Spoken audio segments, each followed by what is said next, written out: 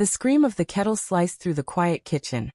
A shrill accusation that made Lena's hands tremble as she poured boiling water into her mug. The steam curled upward, stinging her eyes. Or maybe that was the tears she refused to acknowledge.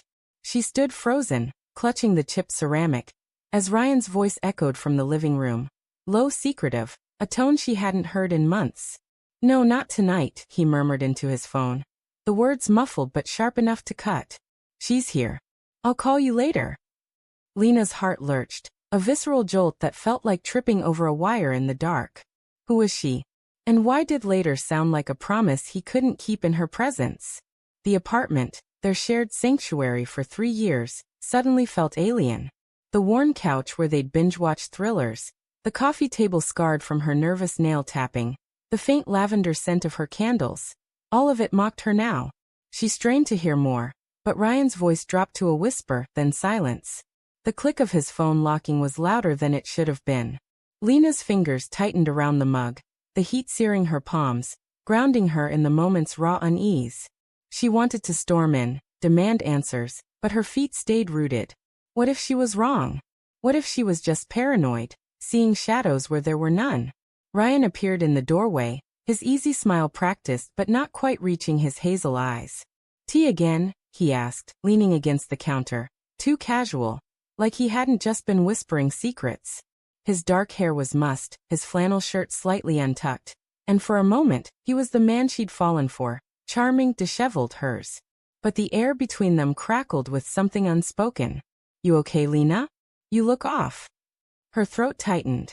"Just tired," she lied, stirring her tea with a spoon that clinked too loudly against the mug.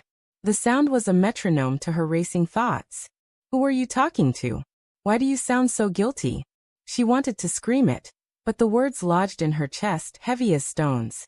Instead, she asked, "Who was on the phone?" His pause was a heartbeat too long. "Work," he said, shrugging. "They're hounding me about the deadline." He turned to grab an apple from the bowl, his movements deliberate, avoiding her gaze. Lena's stomach twisted. Ryan worked in IT. His deadlines didn't require hushed late-night calls. She sipped her tea, the chamomile bitter on her tongue, and watched him bite into the apple with a nonchalance that felt like a slap. The next morning, the apartment was too quiet. Ryan had left for work early, his side of the bed cold when Lena woke. She sat on the edge of the mattress, staring at his pillow, its indentation a ghost of his presence.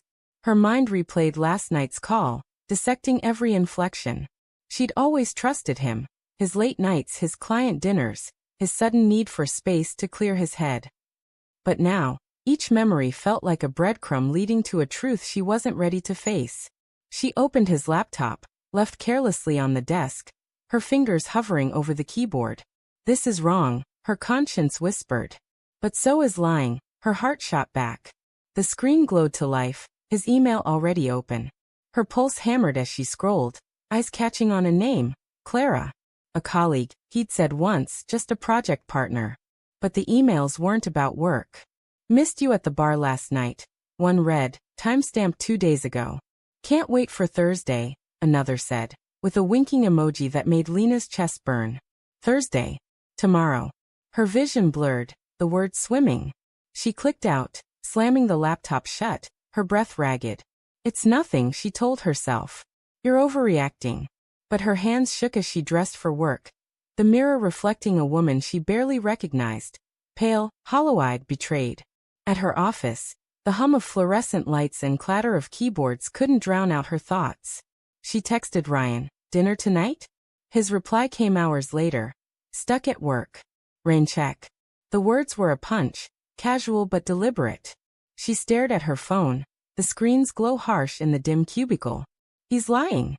The certainty settled like ice in her veins.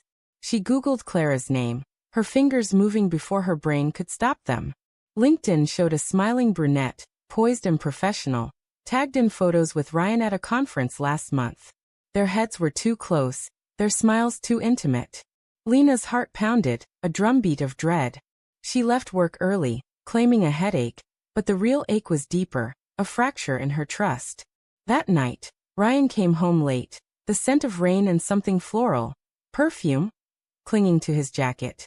Lena sat on the couch, a book open but unread, her eyes tracking him. "Long day?" she asked, her voice steady despite the storm inside. He nodded, avoiding her gaze, and muttered something about a server crash. The lie was flimsy, a house of cards waiting to collapse.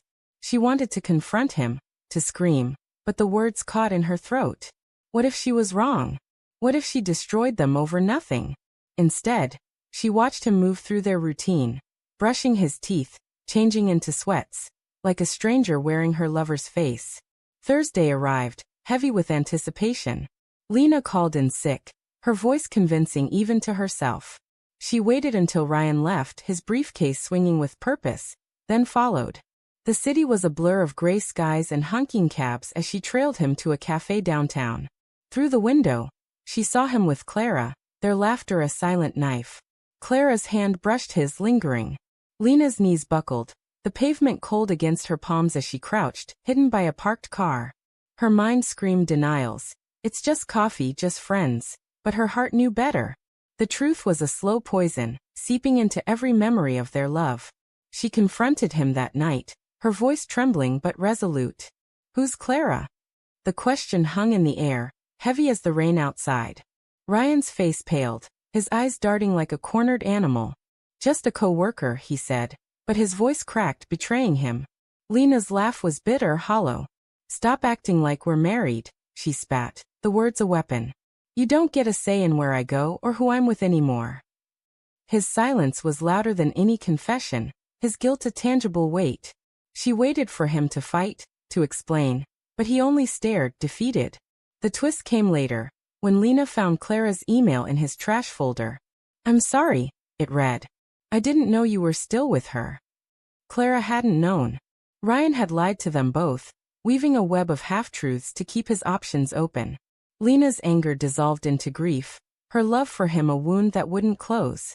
She packed a bag, her hands steady now, and left the apartment without a word. The door's click behind her was final, a sound louder than any scream.